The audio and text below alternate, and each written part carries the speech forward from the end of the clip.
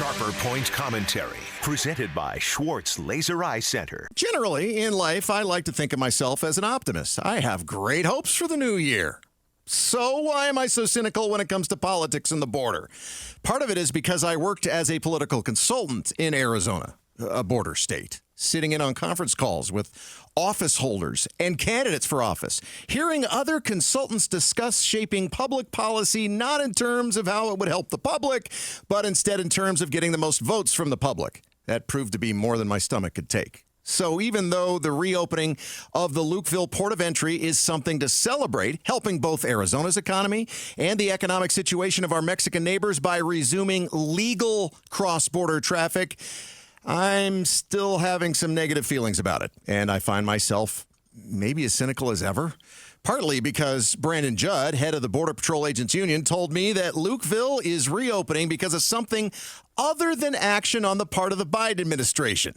Did we step up enforcement, and that's why Lukeville's reopening? No, it has nothing to do. It has nothing to do with the numbers of resources that we put there. It wasn't America's government. It was the Mexican government putting pressure on the narco-terrorists who dabble in human smuggling that made the difference at Lukeville. Strictly came down to Mexico started putting a little bit of pressure on the cartels. Whether that lasts, that remains to be seen. Now, my cynicism led me to conclude that Lukeville was reopened by the Biden administration on the first full week of 2024 because we are now in an election year, and that means, well, okay, it may be true that that's what's happening, but it wasn't the Biden administration responding to complaints from Arizona, which is a vital state for Biden to win, to retake the White House.